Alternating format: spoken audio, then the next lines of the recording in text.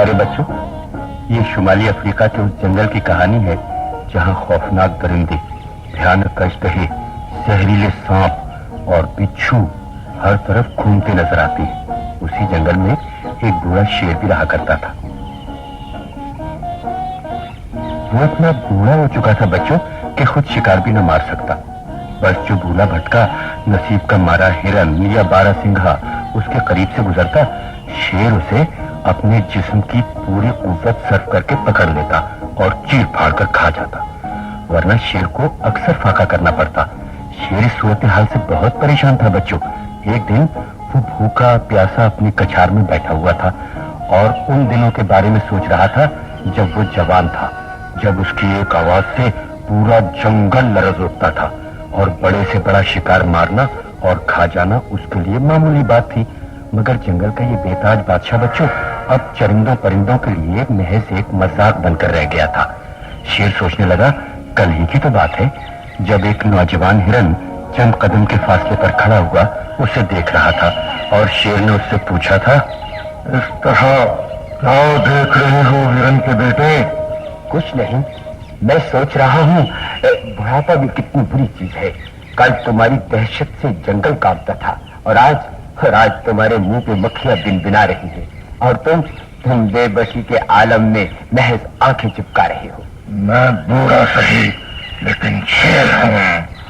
मैं चाहूँ तो एक थप्पड़ में तुम्हें मौत की नींद सुला सकता हूँ।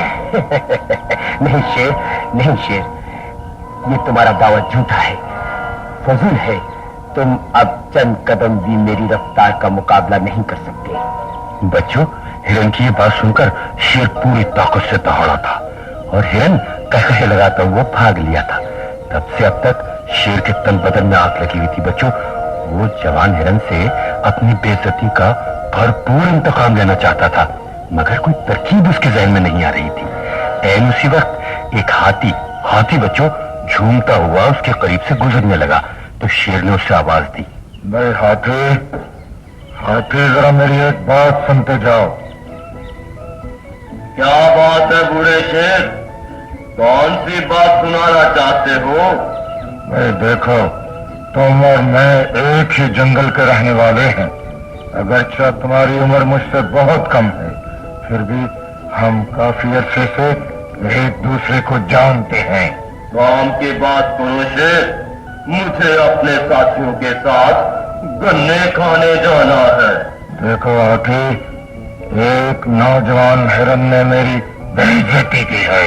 मैं चाहता हूँ कि तुम उसे पकड़कर अब मेरे हवाले कर दो और तुम उसे चीर फाड़ कर बतौर नाश्ता इस्तेमाल करो, है? नहीं बूढ़े शेर, नहीं, मैं इस मामले में तुम्हारी कोई मदद नहीं कर सकता। बच्चों, ये कहकर हाथी झूमता हुआ आगे बढ़ गया और शेर के गुस्से में कुछ और इजाफा हो गया।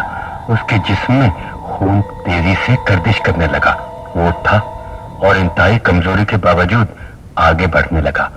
उसे बढ़ता देखकर दरख्त पर बैठे हुए परिंदों ने शोर मचाना शुरू कर दिया और एक कौवा दरख्त से उड़कर उसकी पीठ पर आ बैठा। शेर ने गर्दन घुमाकर कौवे को देखा, मगर कौवा खौफजदा होने के बजाय उसकी पीठ पर सुकून और इत्मीनान से इस तरह बैठा रहा जैसे शेर नहीं कोई बेजरर जानवर है। फिर वो अपनी मखसूस आवाज में बोला, काऊ काऊ काऊ, कहाँ जा रहे हो? बुढ़ापे में ज्यादा चलना फिरना ठीक नहीं होता। जाओ अपनी कछार में लेट जाओ। शेर ने कौवे को उड़ाने के लिए अपनी पीठ हिलाई। कौवा 1 मिनट के लिए उड़ा और फिर शेर की पीठ पर वापस बैठ गया। काऊ बूढ़े शेर, कोई काम है तो मुझे बताओ। तुम्हारे मुझ पर काफी एहसान है। तुम्हारे मारे हुए शिकार का बहुत गोश्त खाया है मैंने। काऊ। क्या तू उस नौजवान हिरन को किसी बहाने मेरी कछार में ला सकता है जिसका एक सींग जरा सा टूटा हुआ है?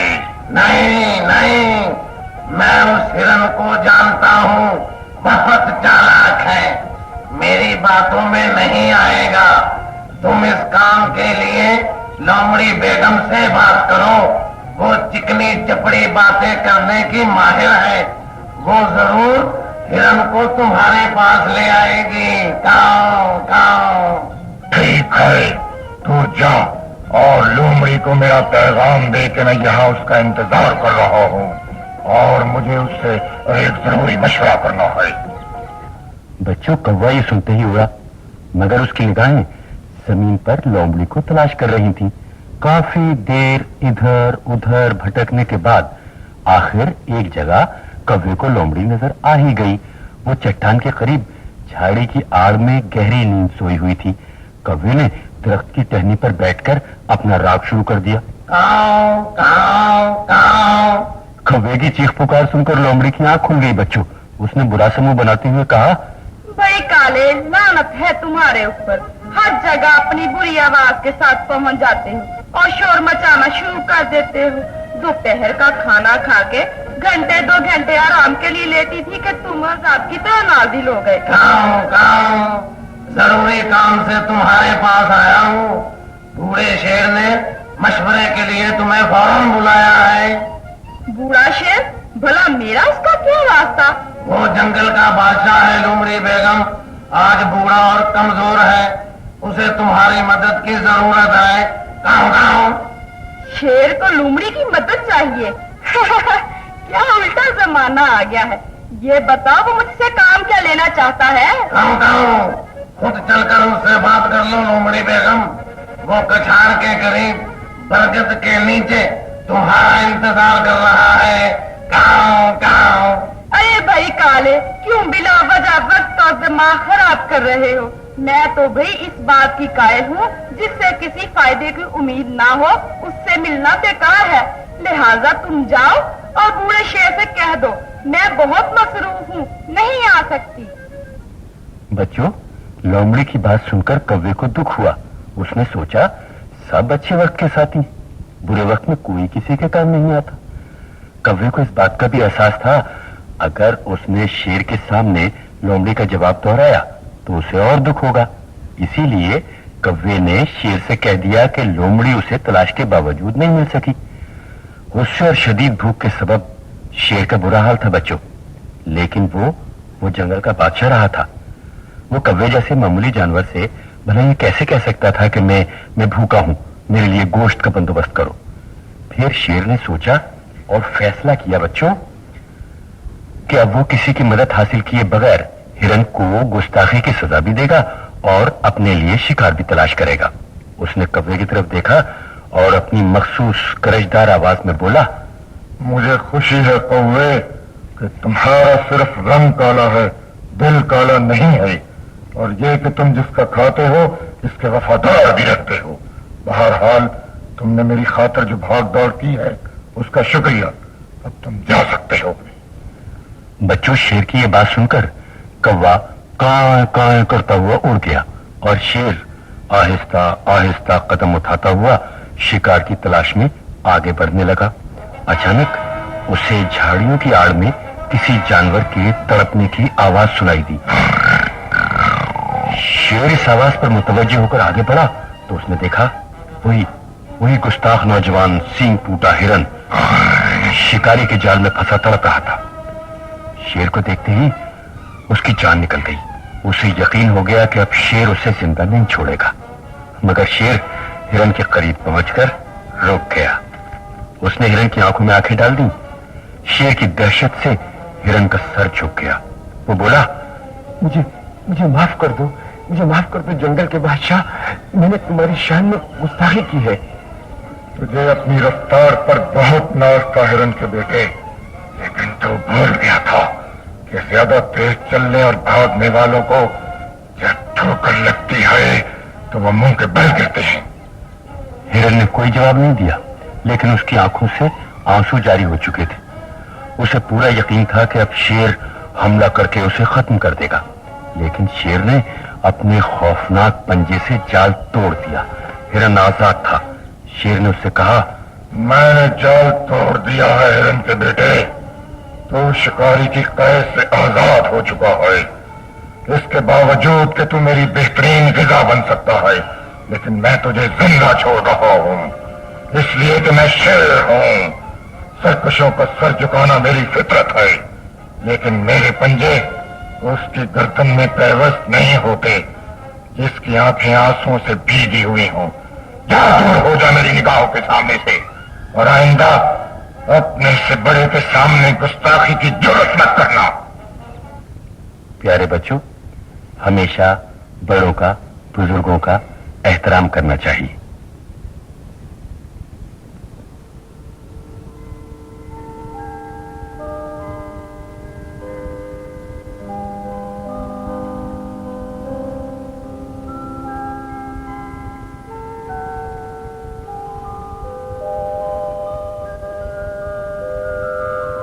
پیارے بچوں، یہ کہانی پہاڑی علاقے کے ایک ایسے گاؤں کی کہانی ہے جہاں جون جولائی کے مہینے میں بھی ٹھنڈی ہوائیں چلتی ہیں۔ اس گاؤں کے ایک صاف ستھرے اور چھوٹے سے گھر میں اپنی ماں کے ساتھ ناصر اور فریدہ رہا کرتے تھے۔ بچوں، یہ دونوں بہن بھائی بہت ہی غریب تھے، مگر دونوں کو پڑھنے لکھنے کا بہت شوق تھا۔ وہ صبح صبح تختی بستہ لے کر اپنے گھر سے 3 میل دور اسکول روانہ ہو جاتے، وہاں دل لگا کر پڑھتے اور چھٹی کے بعد گھر واپس آتے ہوئے سڑک کے کنارے بیٹھ جاتے اور اپنی ماں کی بنائی ہوئی دستکاری کی چیزیں فروخت کرتے۔ کبھی کبھی کوئی غیر ملکی سیاح ادھر آ نکلتا تو ان کی چیزوں کو اچھے داموں خرید لیتا، اور جب تھوڑی بہت رقم ملتی تو اس سے قصبے میں جا کر دونوں بچے کھانے پینے کا سامان خریدتے اور شام ڈھلنے سے پہلے گھر پہنچ جاتے۔ ایک روز جب وہ گھر پہنچے تو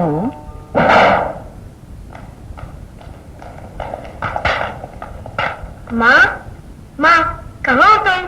ہم آ گئے ماں۔ کیا بات ہے ماں؟ صبح سے بخار ہے بیٹا۔ ماں، تمہارا ماتھا تو آگ ہو رہا ہے، ذرا سا پانی پلا دے بیٹا۔ ابھی نہیں ماں۔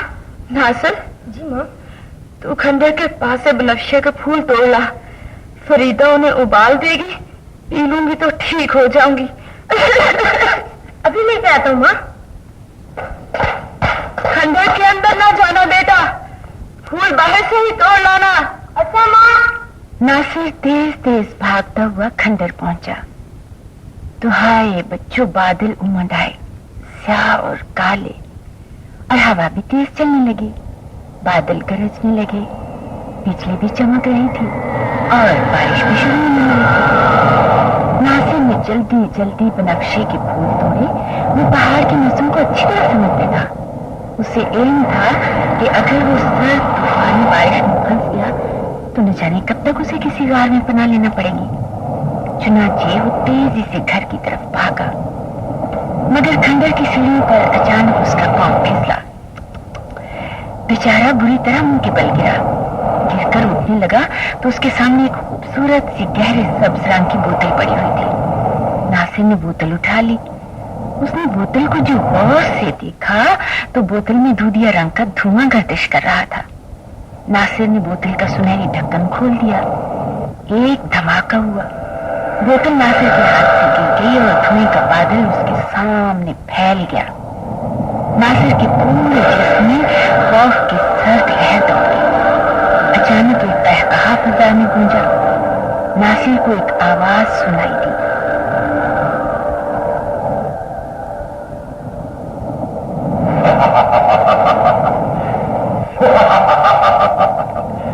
میں آزاد ہوں، 1000 سال کے بعد میں پھر آزاد ہوں۔ ناصر نے سر اٹھا کر دیکھا تو ایک لمبا چوڑا موٹا جن اس کے سامنے کھڑا تھا۔ جن نے ناصر کو دیکھا اور بولا، میرے ننھے دوست، تیرا بہت بہت شکریہ، تم نے صدیوں کی قید سے آزاد کر کے مجھ پر بہت بڑا احسان کیا ہے۔ مجھ سے ماں، سونا، چاندی، روپیہ جو تو کہے گا میں تجھے دوں گا۔ مگر خوف کے سبب ناصر کی آواز گم ہو گئی تھی۔ وہ اتنی بری طرح سے کانپ رہا تھا کہ کیا بتائے۔ جن پھر بولا، ڈرتا کیوں ہے ننھے؟ میں تیرا دوست ہوں۔ اور پھر جن नासिर ने अपने गले में पड़ी हुई सोने की भारी जंजीर नासिर की तरफ बढ़ाते हुए कहा, ये ले, सोने की जंजीर है। सोना जो तुम इंसानों की कमजोरी है, इसके लिए इंसान 2000 साल पहले एक दूसरे का खून बहाया करते थे। मुझे कुछ नहीं चाहिए, कुछ नहीं चाहिए। खुदा के लिए मेरा रास्ता छोड़ दो। मेरी माँ बीमार है, इसके लिए बनफ्शे के फूल लेने आया था। खुदा का नाम सुनते ही जिन पर लर्जा तारी हो गया। अदब से उसका सर झुक गया और वो तेजी से एक तरफ हट गया। नासिर पूरी रफ्तार से घर की तरफ भागा और जिन ने चीख कर कहा, हम जिन कभी अपने मोहसिन को नहीं भूलते। मैं हर जगह, हर कदम, हर खुशी और गम में तेरे साथ हूं मेरे नन्हे दोस्त। नासिर घर पहुंचा तो खौफ अब भी उस पर तारी था। फरीदा ने जल्दी जल्दी आग रोशन की, बनफ्शे के फूल उबाल कर माँ को पिलाए। माँ को आराम मिला तो वो रजाई ओढ़कर गहरी नींद सो गई। तब नासिर फरीदा को एक तरफ ले गया। दोनों घर के आंगन में बैठ गए तो नासिर बोला, फरी, अभी कुछ देर पहले मैंने खंडर में एक जिन देखा। बहुत लंबा चौड़ा, बड़ा खौफनाक था वो जिन। उसने तेरी खुद नहीं कहा भैया? अरे वो तो मुझसे दोस्ती करना चाहता था, मगर माँ की तबीयत खराब होने की वजह से मैं भाग आया। अच्छा किया प्रिया, सुना है जिन बड़े जालिम होते हैं, आदमी को जिंदा खा जाते। अब तो उधर ना जाना, अब नहीं जाऊंगा। रोटी लाऊं तेरे लिए? क्या पकाया है? मकई की रोटी, मिर्च की चटनी। फरी, हमारे नसीब में मकई की रोटी, लहसुन मिर्च की चटनी के सिवा कुछ नहीं। देख भैया, अल्लाह बड़ा बादशाह है, वो एक ना एक दिन हमारे हालात ठीक कर देगा। कौन? दरवाजा खोलो, एक दूर का मुसाफिर तुमसे मिलने आया है।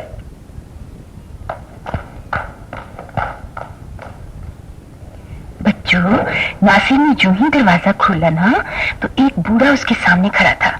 बूढ़े के एक हाथ में थैला था और कंधे पर एक बड़ी सी पोटली।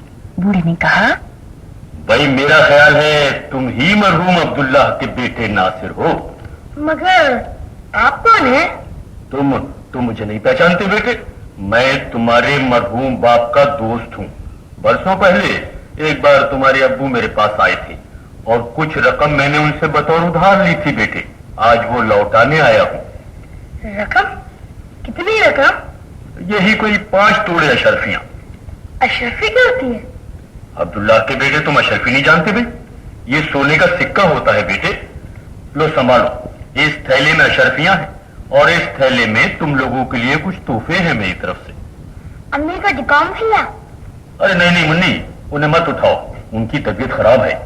आपको कैसे पता है? ओ हाँ, दरअसल इस वक्त सोने का मकसद तबीयत की खराबी ही हो सकता है ना। अच्छा बेटे मैं चलता हूँ, फिर किसी वक्त आकर तुम्हारी अम्मी से मिल लूंगा। और बच्चों, ये कहकर वो बूढ़ा शख्स तेज तेज कदम उठाता हुआ वहां से चला गया। नासिर ने दरवाजा बंद किया।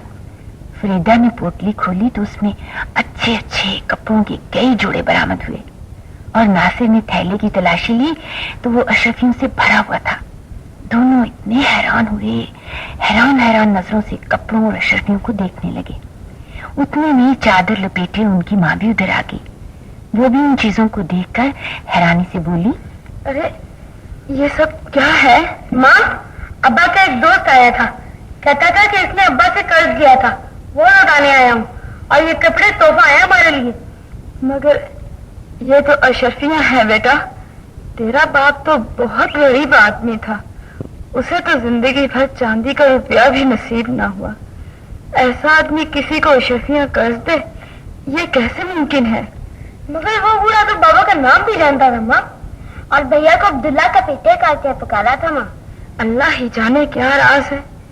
बहरहाल तुम ये चीजें उठाकर अंदर रखो, मैं बस्ती के बुजुर्ग कामिल बाबा से मशवरा करके आती हूँ। और बच्चों, नासिर और फरीदा की माँ बीमारी की हालत में लरजती कांपती कामिल बाबा के पास पहुंची। कामिल बाबा अल्लाह के बड़े ही नेक बंदे थे, इबादत गुजार और हर एक के काम आने वाले बुजुर्ग थे। उन्होंने सारी बात गौर से सुनी और बोले, तुझ पर अल्लाह का करम हो गया है नासिर की माँ। या जिंदगी आराम और सुकून से बसर कर, मगर एक बात याद रखना, तेरे दरवाजे से कोई जरूरतमंद खाली हाथ वापस नहीं जाना चाहिए। ऐसा ही होगा बाबा जी, बिल्कुल ऐसा ही होगा। और बच्चों, उसी दिन माँ के हुक्म पर नासिर 5 अशरफियां लेकर सुनार की दुकान पर बेचने गया।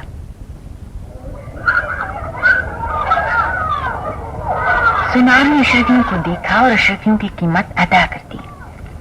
नासिर ने अशरफियों के एवज मिलने वाले बहुत से नोट कपड़े में बांधे, बाजार से जरूरत की बहुत सारी चीजें खरीदी और घर वापस आ गया। मगर सुनार के जरिए ये बात पूरे बाजार में फैल गई कि अब्दुल्ला का बेटा अशरफियां फरोख्त करने आया था।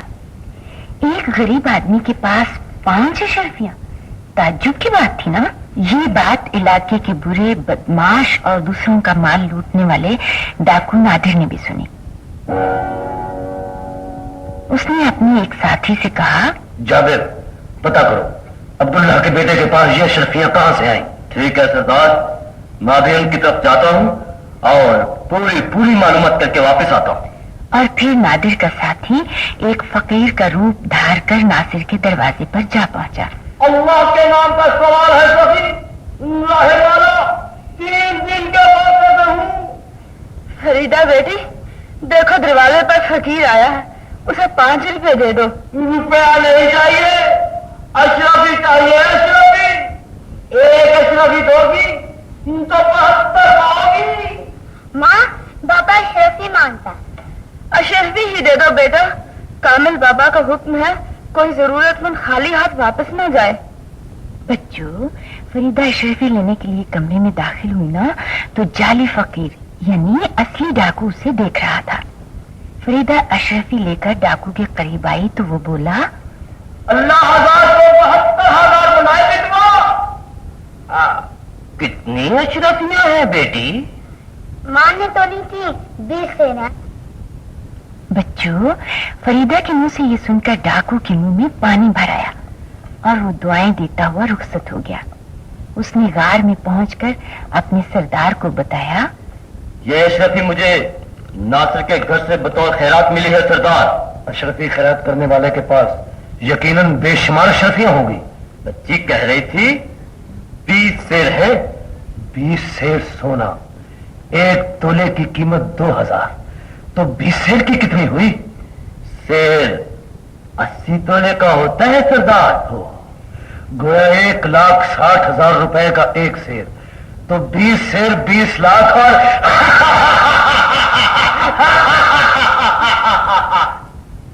और बच्चों, रात के वक्त जब हर तरफ अंधेरा फैल गया ना और खामोशी ही खामोशी छा गई, तो नादिर डाकू और उसके साथी दरवाजा तोड़कर नासिर के घर में दाखिल हो गए।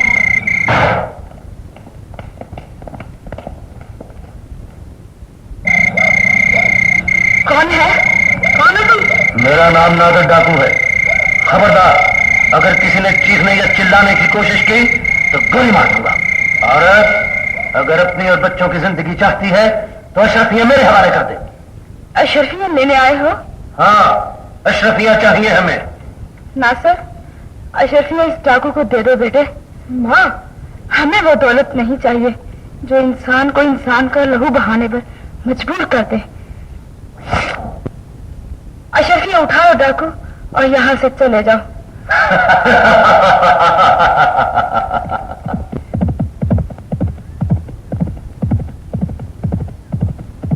और बच्चों, फिर डाकू लूटी हुई अशरफियां लेकर अपने गार में दाखिल हुए। वो सब के सब बहुत ही खुश थे, सब कहकहे लगा रहे थे। अचानक हवा तेज हो गई, यूं लगा जैसे इंतहाई खौफनाक तूफान आ रहा है। गार में जलती हुई मशालें बुझ गई, अंधेरा फैल गया और डाकुओं के सरों पर डंडों और पत्थरों की बारिश होने लगी। डाकू बुरी तरह शोर मचा रहे थे, गिर रहे थे, जख्मी हो रहे थे। फिर जैसे तूफान थम गया, हवा रुक गई। नादिर डाकू चीखा, बदबख्तो, मशले जलाओ। एक जख्मी डाकू ने तलाश करके मशल रोशन की। नादिर ने देखा उसके तमाम साथी जख्मी थे। किसी का सर फटा हुआ था, किसी का हाथ टूटा हुआ था, कोई अपना पैर पकड़े हाय हाय हाय कर रहा था। खुद नादिर भी खून में नहाया हुआ था। नादिर ने देखा अशरफियों की पोटली गायब थी। वो पूरी आवाज से चीखा, अशरफिया कहाँ है? अशरफिया मेरे पास है डाकू, और ये अशरफिया मैंने नासिर को बतौर तोहफा दी है। तुम कौन हो? मैं इफ्लीतूस जिन हूं। याद रख डाकू, अगर तूने या किसी और तुम्हारे जैसे बद किरदार ने नासिर के घर का रुख किया तो मैं उसका भी वही हाल करूंगा जो इस वक्त तेरा किया है। बच्चों, ये कहकर जिन तो वहां से गायब हो गया और उसी रात नासिर के दरवाजे पर दस्तक हुई। कोई हमारे दरवाजे पर आए हो? जो कोई भी है दरवाजे पर वापस लौट जाए। अब हमारे पास कोई अशरफी नहीं है। अब्दुल्ला की बीवी, जरा अपने बेटे को बाहर भेज दो। मैं डाकू से तुम्हारी अशरफियां वापस ले आया हूँ। हाँ, ये तो वही बाबा का दोस्त है। हाँ हाँ, वही है।